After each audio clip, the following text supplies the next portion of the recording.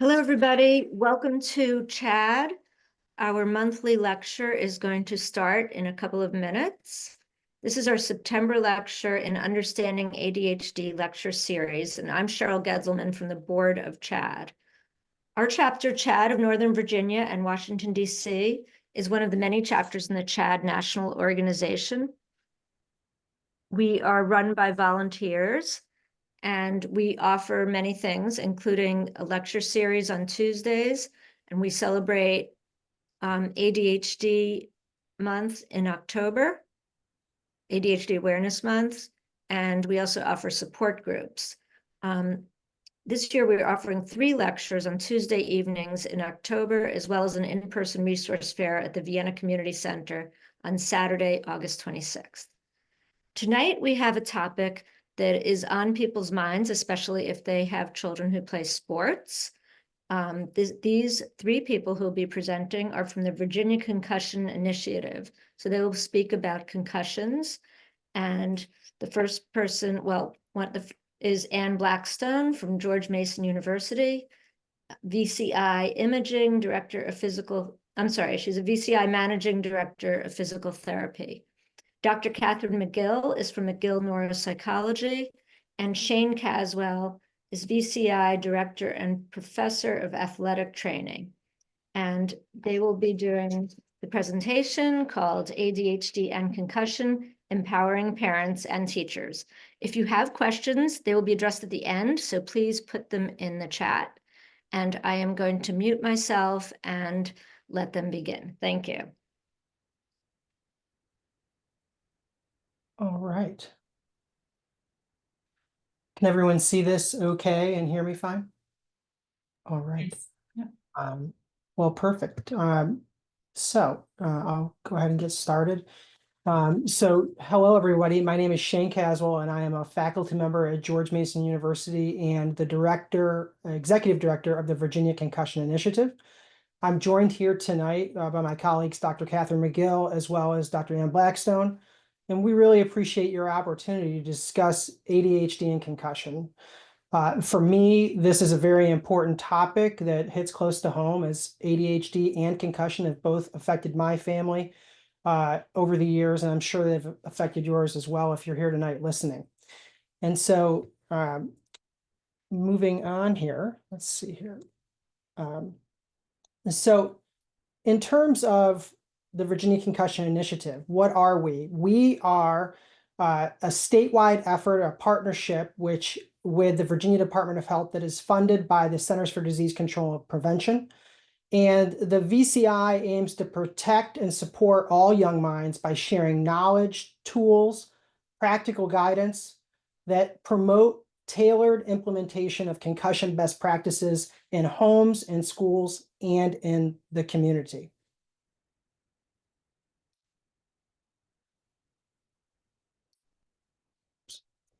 So the Virginia Concussion Initiative is a growing multidisciplinary team of experts from throughout the Commonwealth of Virginia, as well as the nation. And we're dedicated, as I mentioned, to creating resources and sharing our knowledge and best practices so that we can improve the prevention, diagnosis, and management of concussions. And our focus is especially on school-age children in Virginia, and we're committed to making a difference in the lives of these young individuals to protect and support their young minds. And so you can see here on this slide, like, we have members from all over the nation, but also throughout the Commonwealth of Virginia. And it really is a multidisciplinary team. And so today, what we're going to do is talk about 4 major objectives of tonight's presentation. So first, I'm going to go over some concussion basics to level set. And then Dr. McGill will be talking about ADHD and concussion, followed by Dr. Blackstone, who is going to be sharing with us some state laws and guidelines and supporting students with concussion. And then finally, we'll have an open question and answer session.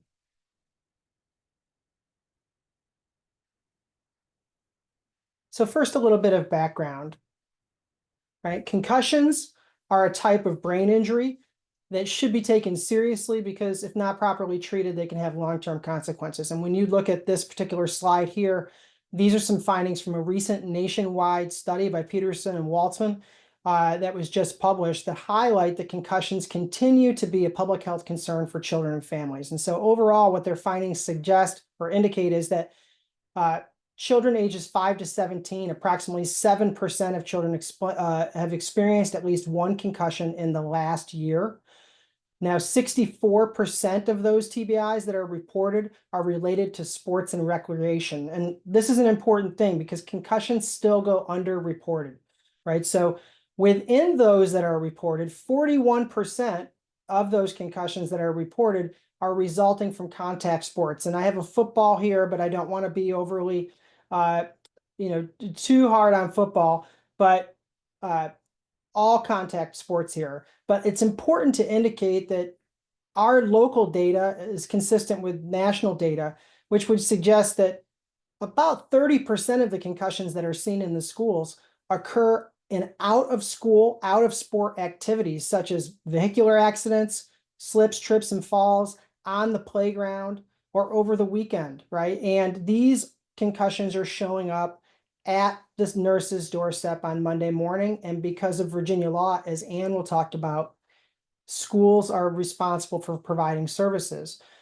It's also important to note that the literature consistently demonstrates across all levels of sport that females are have roughly two times the risk of males in matched sports. So when you look at boys soccer to girls soccer, basketball, etc., in similar sports, the rate of concussion is 2 times as high in females. Oops. Sorry. So, and moving along here, when we start to talk about just, what is a concussion from the basics and how does it happen? I know that while all of you are well aware of probably the general definition of concussion, I'd like to just touch on a few of the basic underlying mechanisms. And so what you'll see here is to set up kind of Dr. McGill and Dr. Blackstone as for their presentations, but concussions are a traumatic brain injury that are largely caused by a blow or hit to the head or body, right? That's important. It doesn't need to just be the head, which results in some type of significant movement or strain in the brain. These strains or changes in movement in the brain cause changes to the neural metabolism or the neurotransmission, or both, in the brain that cause changes. These changes to the neural metabolism and neurotransmission, cause people to feel like they have changes in their level of energy, that they have reduced capacity, energy, and this is due to these neurometabolic changes. These are manifested in signs and symptoms, and signs are those things that we can observe, and the symptoms are those things that individuals tell us or they report about their experience of concussion.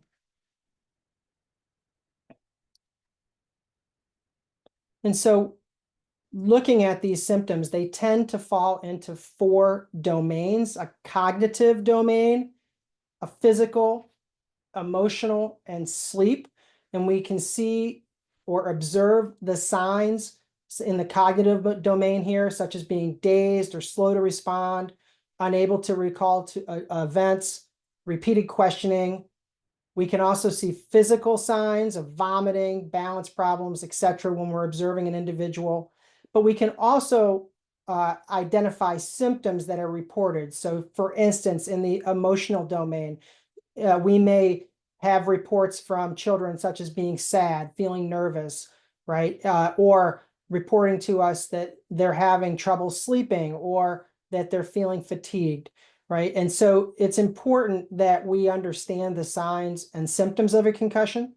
It's also important that we understand the symptoms from that study that I was sharing with you earlier. About 18% of symptoms can last 8 days or longer, as reported in this most recent study in 2024.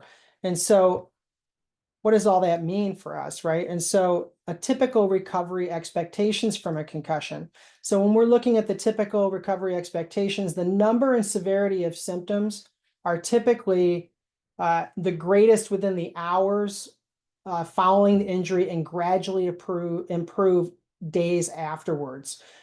Initial symptom burden is typically the greatest predictor of return to school and success in return to school.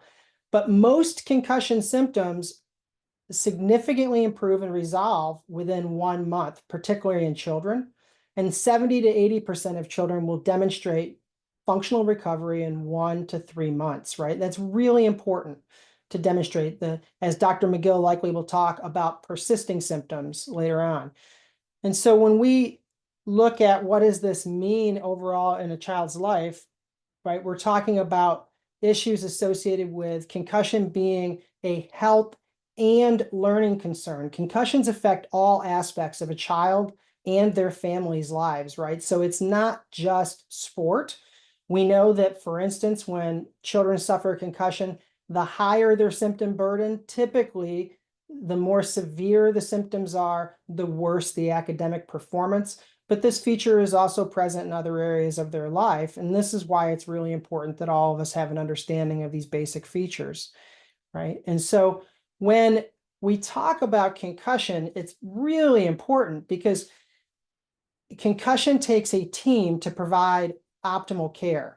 And the team is at the school, it's school counselors, it's teachers, it's the coaching staff, it's the school nurse, it's at home with family members, neighbors, and the community, but it's also in the medical community. And here you can see a list of typical community healthcare providers that are engaged in helping concussion recovery. And often parents are in the middle here, helping to mediate between the school environment and the home environment. And so this, I think, is an especially important characteristic when it comes to understanding ADHD and concussion, which Dr. McGill will talk to us about now. I'll hand it over to you, Dr. McGill. Sure. All right. Thank you, Dr. Caswell. I'm going to share my slides here. Give me 1 second.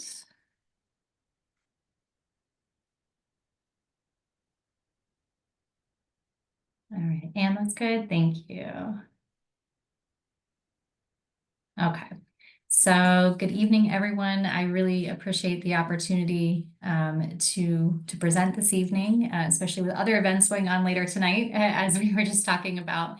I'm a pediatric neuropsychologist, and brain injury, specifically concussion, is my subspecialty, but I also work with individuals who have a variety of neurodevelopmental disorders on a daily basis. So I'm really excited to get to combine these topics tonight for you.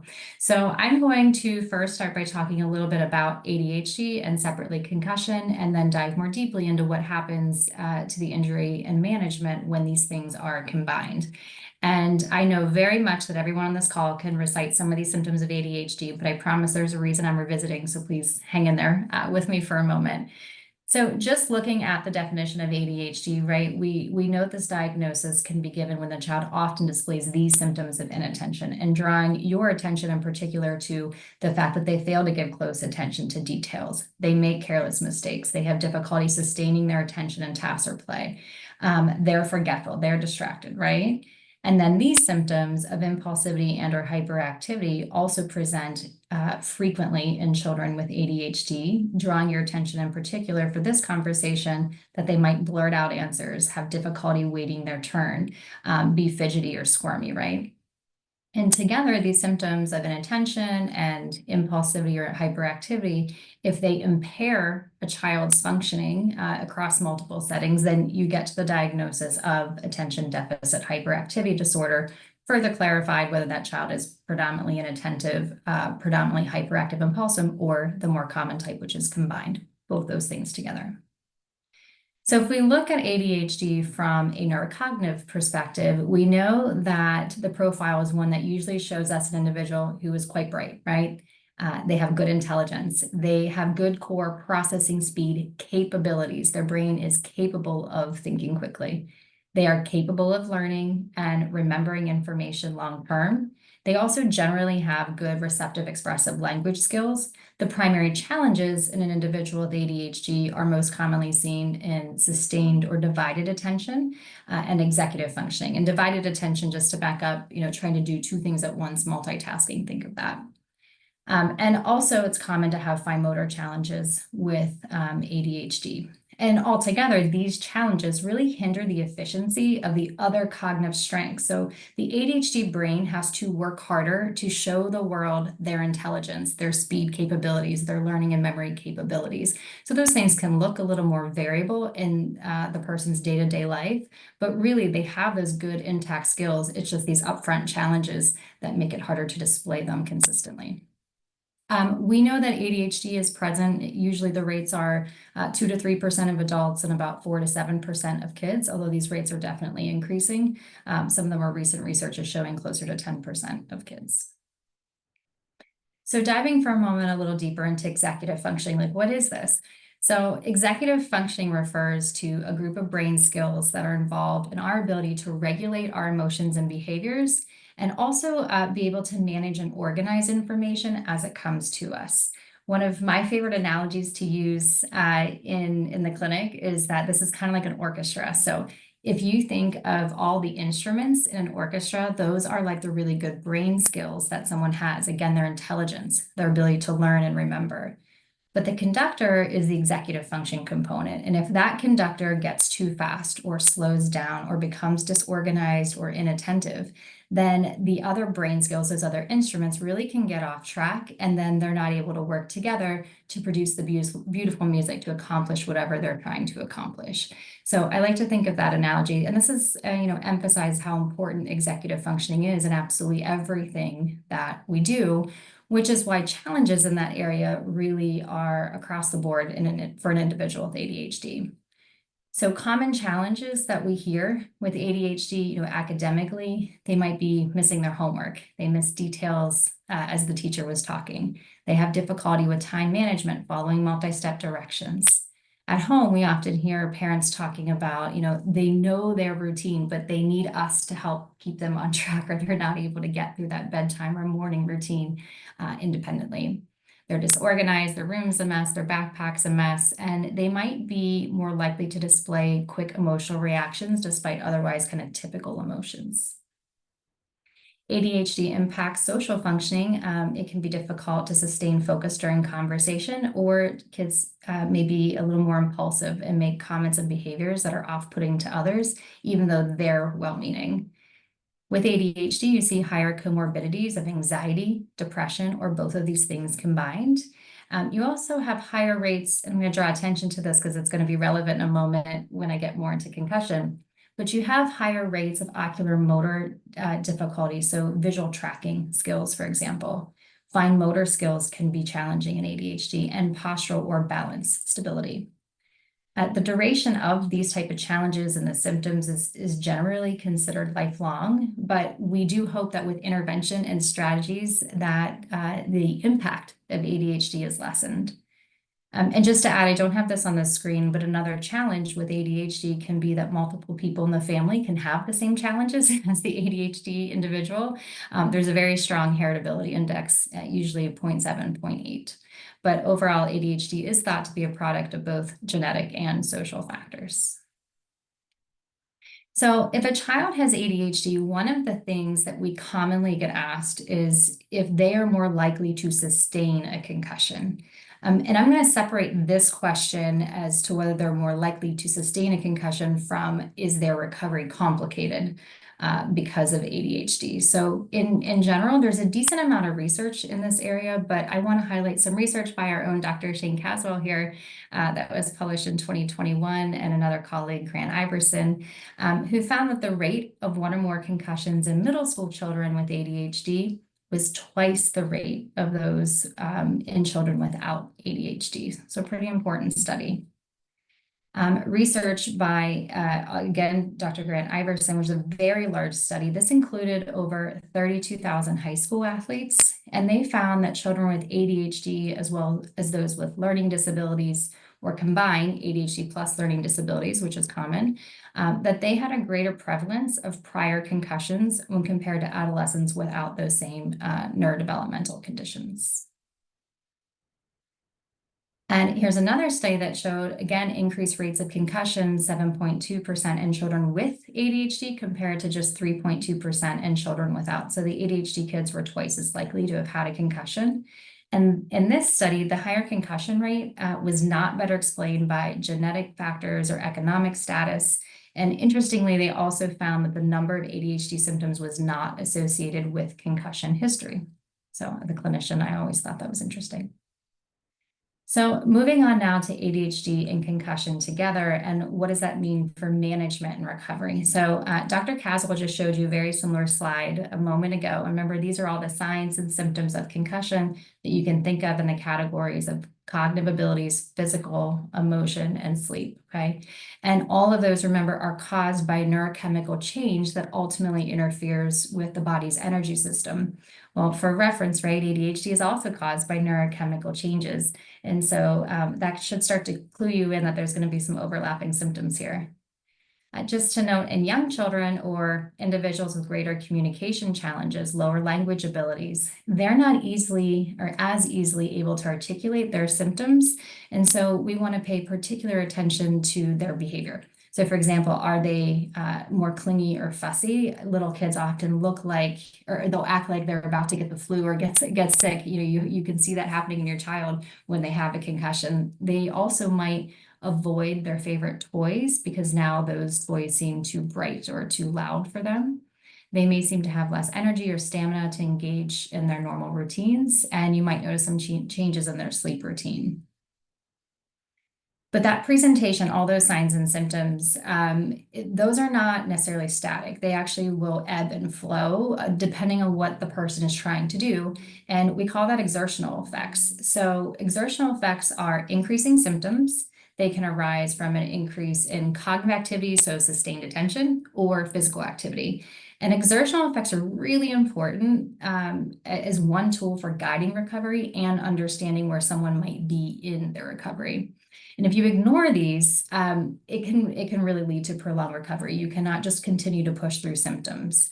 So in concussion management, the goal is to really find what we call the sweet spot of how much can that child do before their body starts to tell them that this is too much, right? My energy system's too low to accomplish what you're asking me to accomplish right now. So I'm going to give you symptoms of concussion that are worsening to notify you, and hopefully then you'll rest. So you want to find the sweet spot. What can I do before that starts to happen? And this will help to ensure that the child is not overdoing it, but also that they're not underdoing it, because both of those things can contribute to prolonged recovery. So in the school setting, these symptoms of concussion can have a really big effect, right? So if they have fatigue, headache, dizziness, that's going to interfere with their ability to attend class. If they have difficulty concentrating, they're missing information. They might have trouble with new learning or remembering information, in part because of the difficulty concentrating. They might have trouble reading due to those ocular motor challenges, so visual tracking or headaches that worsen as they're trying to read. They may process information more slowly. Assignments are now going to take longer. And overall, just increased stress is really common because work feels overwhelming, and at times they can feel isolated. And yet, so keeping all those concussion effects in mind, they also have a job to do. So their job is to attend school, right? And to gain knowledge. And that requires them to keep up with a certain set of demands. All of our jobs bring a certain set of demands. So theirs includes a certain amount or pace of work that they may not have control over. They may have to balance makeup work with current work. They may or may not be permitted to take their rest breaks or feel the consistent application of accommodations or supports that we'll get to in a moment. Their job demands that they exercise, that they go to PE class, and to manage the social stress, the academic stress that they are typically under. And overall, drawing your attention, as we increase the demands and they have to concentrate, their brains work harder, it can lead to greater symptoms, so now they feel worse, and that makes their jobs feel even harder. Because of that, it makes their symptoms worse because they're working. So it's a big cycle. The more symptoms they have, the more difficult their job is at school, which makes them have to work harder. So now let's layer in red those challenges that ADHD students probably also have prior to their concussion, right? So I started with those ADHD symptoms for this reason. They have difficulty concentrating. The neurocognitive profile is one that lends itself to learning a little less efficiently and difficulty remembering information. They might process information more slowly due to inattention, and things might take them longer. They might feel more easily overwhelmed. They may struggle to keep up with their assignments and time management to begin with, and manage stress all around. So, it's pretty easy to see where things can start to compound quickly, that these children with ADHD are walking into this injury with many of these symptoms, and then the concussion exacerbates that. So, basically, when you layer these things together, you get worsened symptoms of ADHD. If I put in red all of the symptoms that children with concussion can come into the clinic saying, this is how I feel, all these things in red, which is all the symptoms of inattention, ADHD, right? That's what they're saying. So this is a big exacerbation, an area of exacerbation for children with ADHD in particular. Fewer symptoms tend to overlap here, but you can still hear an increase in some of the impulsivity in particular after a concussion. So the concussion children feel less likely to put the brakes on their emotions or their behaviors. They're blurting out answers, have difficulty waiting their time. They might be more likely to interrupt or intrude on others. I tend to hear less about the high levels of energy because by nature of concussion, they have lower energy. But all to say, there's a lot of overlapping symptoms here, both for impulsivity, hyperactivity, and inattention.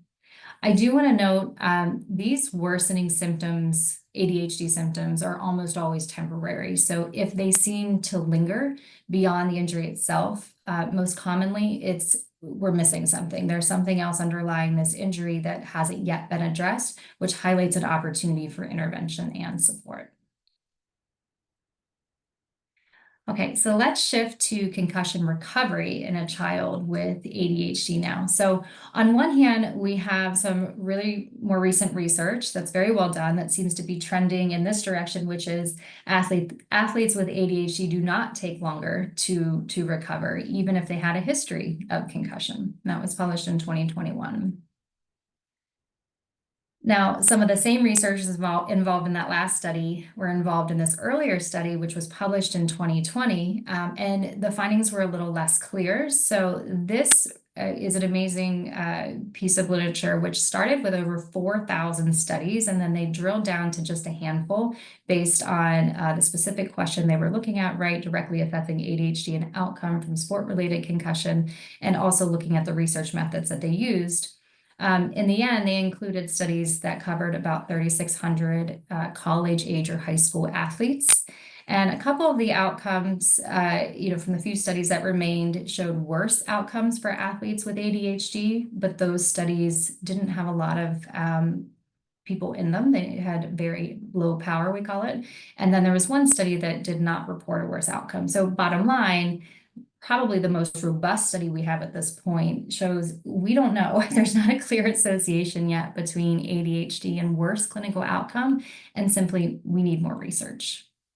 But I'd be remiss if I didn't at least touch on some of the prior research to that, which was even still, we have some research that supports athletes with ADHD may have more severe symptoms when they have a concussion and take longer to recover. And particularly, they draw attention to the symptoms of fatigue and concentration being ones that are more severe when compared to athletes without ADHD. So we're grappling with this as researchers, as clinicians. And one of the things that's important to understand that may explain some of the differences in this research findings is this really important work by Dr. Grant Iverson. So I don't expect you to be able to read all of this, but certainly if you're interested in the topic, please look up this article. But Dr. Iverson and his colleagues looked at uninjured children with ADHD, for example, a lot of different subsets here, but here's the ADHD group. And within the ADHD children, again, who have not had a concussion, they found that 31% of boys and 52% of girls endorsed symptoms, that if those symptoms were endorsed after an injury, they would have been classified by a medical diagnostic manual as having post-concussion syndrome. So basically, these symptoms were present in the ADHD children who did not have a concussive injury. So the study, in summary, this study was highlighting that students with pre-existing conditions, ADHD, learning disabilities, prior treatment for anxiety and depression, multiple concussions. They endorsed considerably more physical, cognitive, emotional, and some sleep-related symptoms. So bottom line, symptoms of concussion are not unique and they do occur at higher rates in children with ADHD. So what we do know is that monitoring concussion recovery in a child with ADHD can be more difficult. So I wanted to highlight this study, which our Dr. Shane Caswell here was also involved in. And they looked at one of the most commonly used preseason baseline tools, can also use it post-injury, of course, and found in this study that uninjured middle school children with ADHD endorsed more concussion-like symptoms on this tool and performed worse on balance testing. So again, highlighting more symptoms at baseline.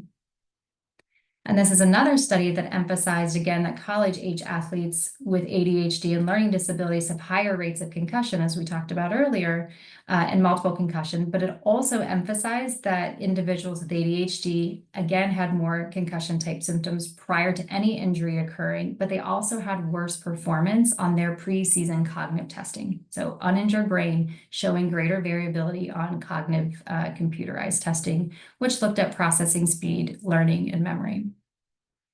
So just to expand on this for a moment, other types of neurodiversity, for example, autism, we've got a little bit of research, not a lot. This is something that's near and dear to my heart in particular. But what we are seeing is that individuals with autism who would probably be considered higher functioning in this study perform worse on computerized measures of visual motor speed. Boys showed greater differences in verbal memory. They endorsed 21 out of the 22 concussion symptoms at a greater rate. For girls, they showed differences in verbal memory and visual motor speed. They also endorsed 11 of the 22 symptoms at a greater rate. And overall, individuals with autism were more likely to kind of fall below the validity indicators, meaning that their cognitive performance was just more variable. So let's shift now to something else that we know pretty well, which are the management strategies we need to use during concussion recovery. So at home, we want to focus on all of these key areas. So sleep, for example, we want to make sure during concussion recovery that individuals are getting, we usually say double-digit sleep, which is really hard for teenagers. We also want to make sure that they're not shifting their sleep schedule too much. So particularly paying attention between the weekday and weekend times. And while rest breaks are good to help reduce symptoms during concussion management, we don't want the individual sleeping for long periods of time during the day. So short naps if they have to have them, otherwise just rest breaks where they're not necessarily falling asleep. Proper nutrition, hydration, super important. We could spend a whole other lecture talking about those neurochemical changes that Dr. Caswell and I have both alluded to, but bottom line, there's an energy crisis in the body because of this neurochemical dysfunction with concussion. And so we need to feed our body good fuel with proper nutrition, hydration to help the body heal. Physical activity, I'll get to more in a moment, but bottom line being low to moderate levels of non-contact and safe activities are helpful for recovery. We want to manage stress. We want to make sure they're not socially isolated. They're able to connect with their peers. We want to communicate with everyone that's involved in this child's life, from their coach to their teachers, to other extracurricular clubs and activities they're involved in. We need to monitor their symptoms and ask those other folks involved in their life to help monitor them too. And importantly, even young children can be taught to advocate for themselves and let us know when they're starting not to feel well when doing activities and they might need a rest break. So in general, I want to highlight that during recovery, we use exercise as part of management. So we know from research that complete rest, putting somebody in a dark room is no longer recommended, and that plus stress is going to likely slow recovery. So what we want is mild to moderate exercise, which can lead to faster recovery. So that can include non-contact activities like jogging, maybe building up to running as your symptoms allow, light weightlifting, stationary biking, yoga, Pilates, these kind of things. And then once the person is recovered, which means they don't have any symptoms with their normal school day, and no symptoms with mild to moderate exercise, their neurocognitive performance is back to baseline, which might be measured through formal neurocognitive testing, or it might simply mean that they're able to get to school, take tests without symptoms, and they're earning good scores, right? Commensurate with their prior performance. So when that occurs, Then they're ready to move through the final stages of the progressive activity. So these are the last couple stages that involve contact, but still under supervision.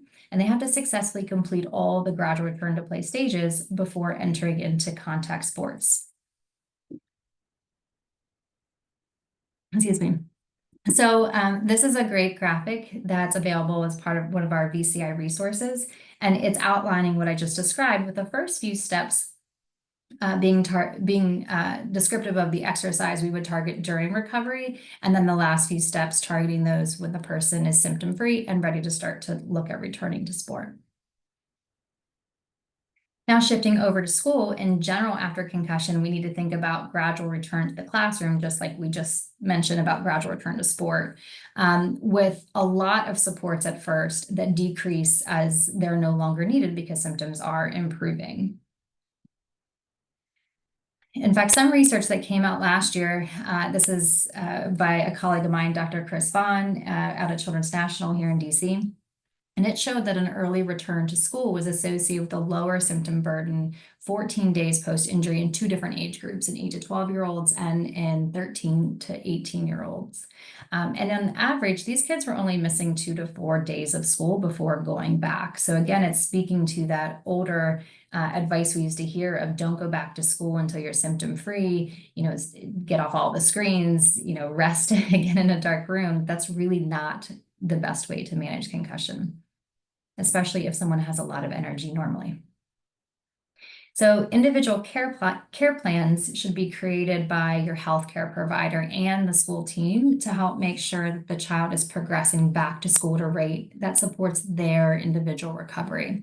So this, what you see on the screen now, is part of the ACE care plan, and it's available on the CDC website, and it's very commonly used by pediatricians. And it suggests that the child might need, for example, extended time to complete their assignments. They need a reduced homework load. Maybe they're doing odd numbers of math problems or only writing 2 paragraphs instead of a whole page. In addition, they may need to hold off on tests and have rest breaks in the nurse's office. This is a similar resource, which is available through our VCI resource page, and it breaks down the accommodations and supports into the domains such as testing and coursework, environmental supports, physical education consideration, schedule considerations, and thinking about those other non-sport activities or extracurriculars. So those communication tools will allow us to develop care plans. But again, in general, the first day or two, the child might need to stay home, and then they're going to increase to partial days, but that's probably with no testing at school, limited homework, lots of rest breaks, and engaging in learning just really as they're able, almost like auditing the class. That's then going to progress into full days with a lot of support still, so many of that I just named, but maybe just 1 or 2 rest breaks out of the classroom. And eventually, as symptoms continue to improve, you'll see the child be recommended to engage in full days of learning with fewer supports. So maybe they are now returning to taking tests and quizzes, but they still get extra time to do their homework in case they don't feel well in the evening. You'll want to see a coordinated plan to help the child with makeup work so that they're not feeling overwhelmed and behind, which again, increased stress can lead to increased symptoms. And they probably are still needing rest breaks, but maybe it's just as needed or once a day. Eventually, they'll be asymptomatic, symptom-free, and at this point, they're at full days with no supports, maybe some extra time to continue to catch up on makeup work. This is one I want to draw attention to because sometimes you'll see policies that say the child can't go back to sports if they have any concussion accommodations or supports in place. And we try to be careful with this because the child might be completely fine and ready to return to their sport, but they just need extra time to catch up on the makeup work because they miss so much. And so that's one to navigate carefully with your school team. So gathering information from all the people involved in your child's life is important with concussion, and I would say even more important if your child has ADHD or learning disabilities. So you want to talk to the parent, of course, the child, the teachers, and gather that through tools like this, observation forms, so that everybody can be monitoring and communicating about your child's needs and the supports. So based on information from all those informants, you'll want to make sure everyone feels knowledgeable about then how to specifically support your child with their specific symptoms at that time. So a lot of evolution here. So Anne's going to talk in a moment about how school policies can support the recovering child, but these are some symptom management strategies grouped by concussion symptoms that teachers can apply, and really parents can apply these in the home setting too. So for example, if they're having difficulty with fatigue, we're going to reduce the length of their assignments. Again, the rest breaks. If they're having mental fogginess, really be one of their prominent symptoms, then we're going to simplify the task, chunk them, break them up. A lot of the executive function strategies that work for children with ADHD are quite applicable to children who are recovering from concussion. But sometimes even with all these individualized management plans, there are just things that are less obvious. And I have to put a big caveat here. There's absolutely no research behind this list on the page. But I can tell you from a lot of clinical experience, for many of us, we would agree that this list can result in longer recovery times or make someone think a concussion is ongoing when in fact the concussion has resolved. So disrupted sleep patterns. Is the child still waking up in the night? Did they shift their sleep schedule so now they're waking up later in the morning or exhibiting daytime fatigue? Underlying mood or anxiety concerns, general stress is like an app on your phone running in the background. It will drain your energy, and if you have low energy, you're going to have challenges with attention. Anyone who has sleep disorders, anxiety, or depression can look like they have some symptoms of ADHD, and sometimes it is an appropriate diagnosis, but sometimes it's not. It's just overlapping symptoms. Children coming off concussion can appear to have new academic content gaps. What I mean by that is they did not have a learning disability before, but because they were mentally foggy for maybe a long period of time, they had trouble concentrating, they missed school, maybe for doctor's appointments or some rehab protocols. They may have caught up on their homework assignments, but did they have the opportunity to go back and learn the information that was taught while their brain was recovering? And as subjects build, particularly think of things like math, if they've got a gap in their knowledge base, that's going to become a bigger problem later in the year. Again, not catching up, make sure they're not falling behind at school and creating like this mountain that they have to overcome, even though they're now recovered. Orthostatic intolerance is something, actually this and the visual problems both are things that I see pretty frequently in my clinic where people think their concussion is ongoing, but really there is this blood pressure issue that has arisen sometimes because of concussion or visual tracking issues. And we need to go through and address those medical problems separately to make the person feel that they're fully recovered and able to function as they did before. So in summary, before I transition over to Anne, I just want to highlight, ADHD is a neurodevelopmental disorder with a cognitive profile that includes that inattention and executive dysfunction, right? Impulsivity, hyperactivity. ADHD can make a person's approach to learning and processing less efficient because the brain has to work harder to learn and pay attention. Concussion symptoms include physical, cognitive, emotional, and sleep-related challenges that arise from a neurochemical change, right? Creating that energy crisis. And concussions will temporarily exacerbate pre-injury challenges like ADHD. So if concussion management doesn't address all of the pre-injury and post-injury concerns for that child, it's going to result in increased stress and fatigue and ultimately prolonged symptoms of concussion.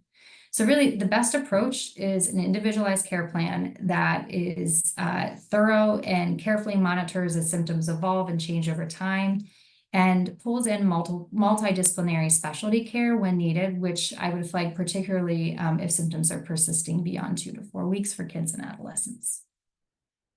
So with that, I'm going to hand it over to my colleague here, Anne, and she's going to talk about some of the policy work related to concussions. Great, thank you so much. I appreciate it. I'm just going to go ahead and share my slides with you. All right, can you see this okay? Looks great, Anne. Okay, great. All right, so I'm going to talk to you a little bit now about our state law and guidelines to support student athletes and students with concussions. So in other words, what's expected of our schools to support your students as they return to school with concussion or sports play. So we'll start first by looking at our youth sports safety laws. So over the past 2 decades, there's been an increasing recognition of the public health concern posed by sport-related concussions among youth athletes. So over 5 years, between 2009 and 2014, all US states enacted legislation aimed at safeguarding these young athletes. Key tenets of these laws include education, requiring education for athletes, parents, and coaches, concussion education, requiring the immediate removal from sports activities or sports play if a concussion is suspected, and the criteria for returning an athlete to sports play. So in other words, how do we safely get these athletes back to sports play? And this initial concussion legislation was really focused on the athlete and the safe return to play or sports activities. So in 2010, this legislation was enacted in Virginia, which props to Virginia. This legislation was kicked off in 2009, and we were one of the first states to enact it. So way to go to Virginia, way to go, Virginia. But we enacted this legislation in 2010, and it required education, concussion-specific education for coaches, athletes, and parents on the recognition of concussion, knowing the signs and symptoms, right? How to recognize and identify concussion, and the criteria to immediately remove that athlete from any kind of sports activity should a concussion be suspected, and how to safely return them back to sports play. So this code, it's called the Code of Virginia. This is our Virginia law. The Code of Virginia specifically tasked the Virginia Board of Education with creating guidelines on policies for concussions in students and student athletes. We're going to talk more about these guidelines in just a few moments. So just as Dr. Caswell discussed earlier, it's not just about getting these kids safely back into sport, right? We now know, and in the last 10 years, there's much literature about this, the importance of supporting these kids as they get back into school or learning activities. So because concussion is not just a health medical issue, right? It's also a student learning issue as well, just as we spoke about earlier. So research suggests that students with symptoms that report significantly more, students with symptoms, higher symptoms, have more school-related problems, and that the higher symptom severity is associated with worse academic performance. So as the symptoms increase, their grades decrease.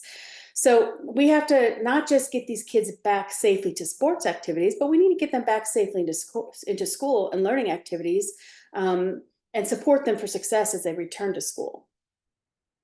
So again, Virginia recognized this. So now in the literature, the last 10 years, there's been a lot more coming out about the importance of supporting these kids as they return to learn and return to school. But only a small handful of states have had passed legislation that includes language around the need to support this child's return to learn following a concussion. Way to go, Virginia, again. We're one of those states, and we passed our return to learn legislation in 2014. So way to go, Virginia. And here's a look at the Code of Virginia. So it was initially enacted in 2014, and that code in 2014 required return to learn support for any student athlete returning to school with a concussion. But again, Virginia is very forward thinking, and in 2016, they updated this legislation because they recognized, well, not just student athletes get concussions, right? All students can get a concussion. So they updated this legislation to extend return to learn support to all students and not just student athletes. So let's talk a little bit about the law and guidelines. So we talked, the Virginia Code, our law, basically does task the Virginia Board of Education to develop and distribute guidelines for policies on concussions in students. So our state law says, hey, Board of Education, you need to create some comprehensive guidelines to guide and inform school divisions as they create their policies to support students and student athletes. So the Virginia Board of Education guidelines were created to inform school divisions as they create and refine their concussion policies.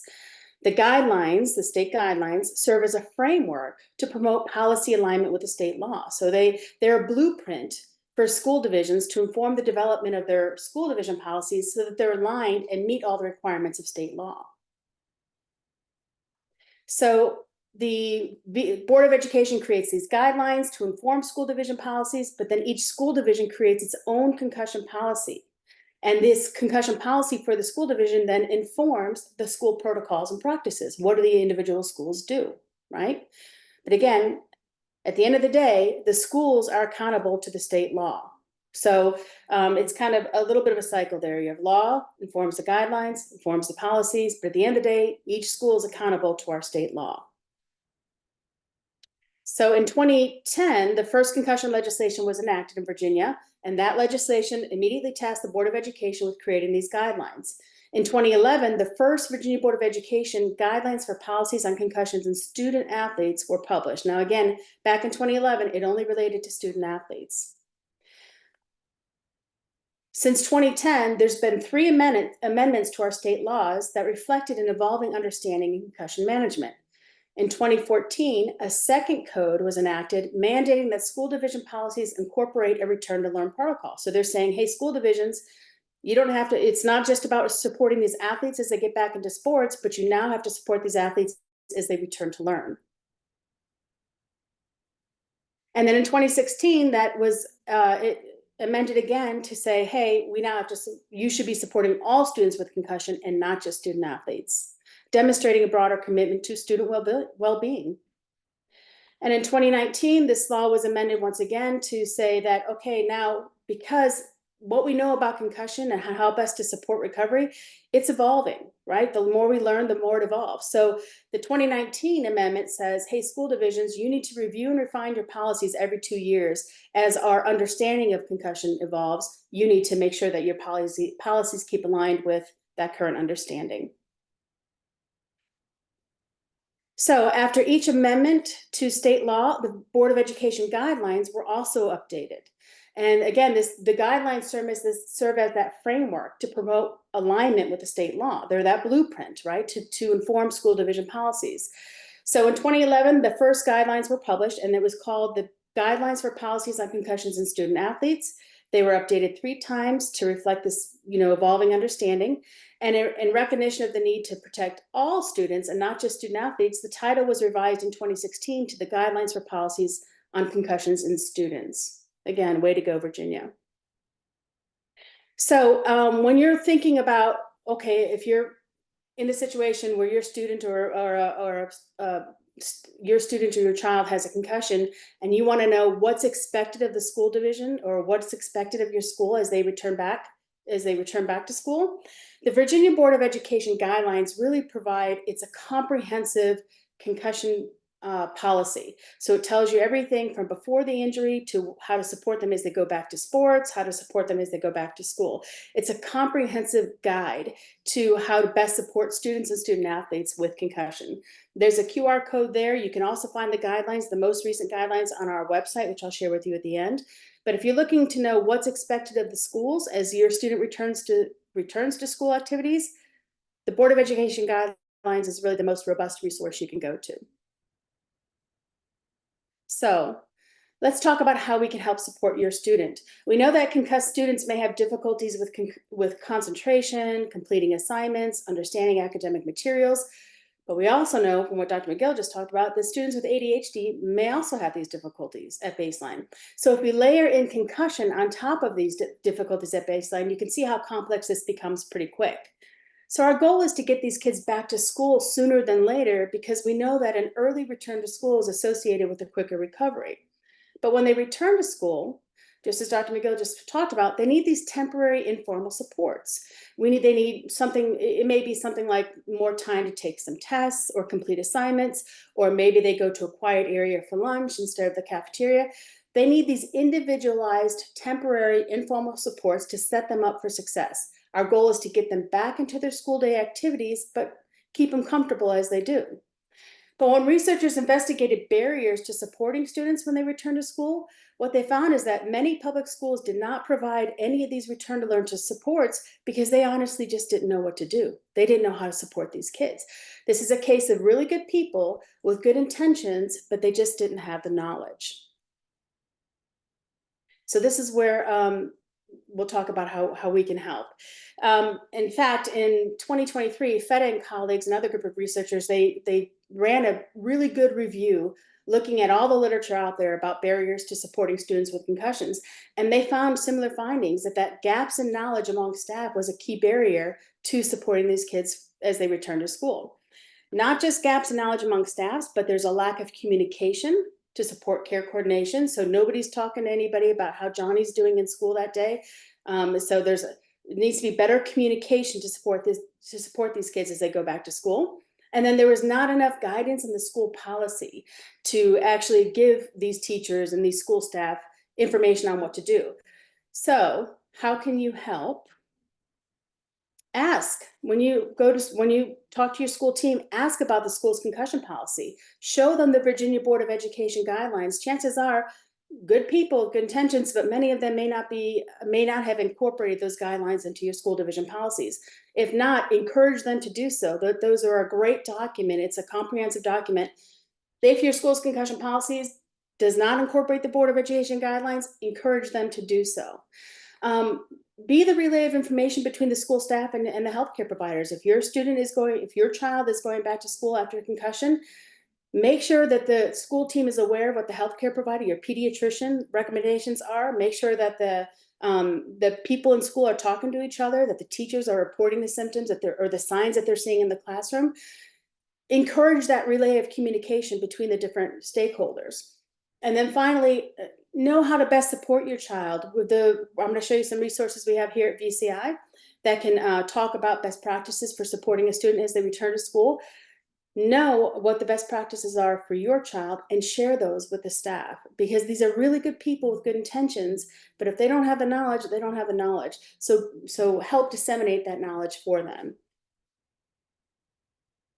So our website has some great resources for school teams. Everything from what is a concussion policy team, what is a concussion management team, from refining your policy, your school division policy, to actually supporting students in the classroom. So we have a lot of great resources on the website. Share this with the school teams and encourage them to join our VCI community as well. And they can, or reach out to us. If there's anything that they need or questions they have, they can always reach out to us. We also have, as you've seen earlier, Dr. McGill shared, some great resources in our website. There's a QR code there. You can just scan with your phone and look at our resource library. Please review it, because most importantly, we want to hear from you. If there's resources there that you need and you don't see, let us know, and we'll be happy to investigate opportunities to create those resources for you. We also offer many of our resources translated into several different languages as well. And then in summary, I'll turn it back over to you, Dr. Caswell. Thank you, Anne. And thank you, Dr. McGill. Great presentations. And so hopefully tonight, what we've shared is that concussions are a health and learning issue, and they also affect all aspects of children's lives, right? That concussions can affect all students, not just athletes, and including children with ADHD. That similar to concussions, right? Every child is unique, every child's brain is unique, and every recovery from concussion is unique. And I think that that's a really important point. ADHD is a common neurodevelopmental disorder, right, that may lead to increased risk of concussion and challenges following recovery, but there's still some debate as to what extent, et cetera, as Dr. McGill has covered. And that there are great resources available to help schools and to help children and work to support students with concussions. And we have those through the VCI, but there are other resources as well out there, and we encourage everyone to please share them. We really appreciate the opportunity to be here tonight and to speak with all of you. The VCI is a pretty big team of contributors, as you can see on this slide, and I encourage you to go and check out our website and our resources and share them. And on behalf of the VCI, thank you. And if we have any questions, we'd be more than happy to answer them. Thank you so much for that presentation. We do have a couple of questions.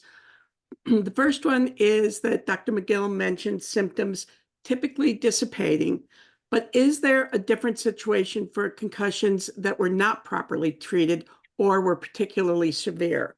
You also mentioned that those potential more severe concussions leading to differential diagnoses if they don't dissipate. What would those typically look like? Excellent question. Thank you to whomever asked that.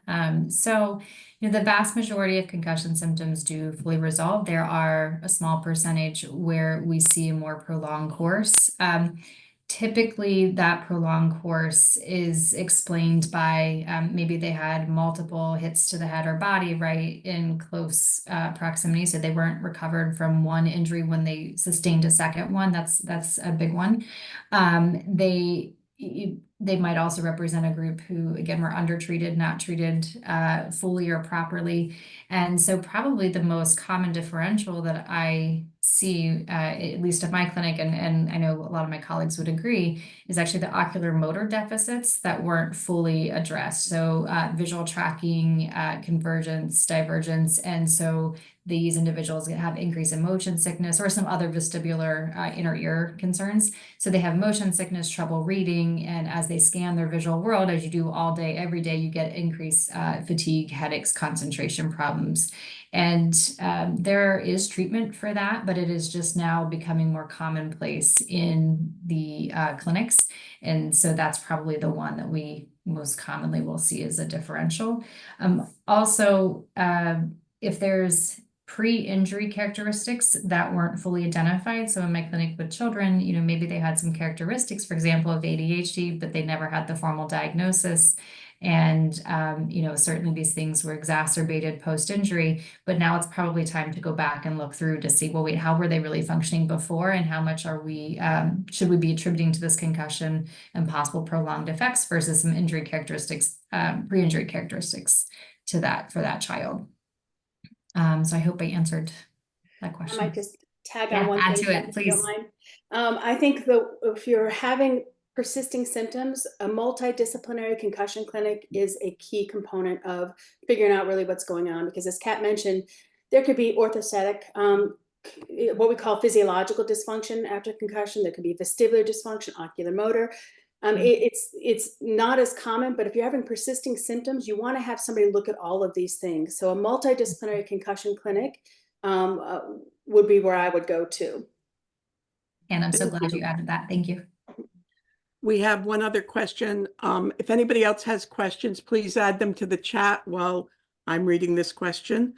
What advice do you have with helping students manage accumulating makeup work combined with the student continuing to get new assignments, work with getting less practice if they have less homework load? This happens with concussion and with ADHD and when they're combined. Absolutely. Another excellent question. Thank you. So the number one recommendation is that we have to have a very carefully coordinated plan. And so this is increased communication, hopefully between the parent and child, as well as maybe like their school advisor or counselor. And usually with the patients, we'll try to identify in conjunction with the counselor, okay, what assignments that they're missing could be possibly waived or reduced. And what are the assignments kind of coming at them right now for new learning, new assignments that could also be waived or reduced. So we're trying to minimize the demands being placed upon the child right now. And it's just continued coordination of that. When I say things need to be waived, I'm not saying that we would waive everything for a whole class, because we still do want them to have opportunities to practice their learning. But if there are multiple assignments kind of targeting the same pieces of information or skill set, then let's just drill down to one, and then wrap extra time around all of that. So with just ADHD, you often see these types of plans these accommodations resulting in a 504 plan, right? Reduction of homework, differentiation of assignments. And with concussion, we sort of need the same thing. It's just not always formalized into a 504 because it's considered a more temporary condition. So it's comes down to a coordinated plan. If your school has a concussion management team in place, this process is a lot easier. And we do see schools trending in this direction, right? Schools are able to manage ADHD and the symptoms and get those 504 plans in place and disseminate that to the teachers. We want the same process when a child has a concussion so that the child can receive support consistently across all their teachers. And Shane, did I miss anything? Yes. Okay.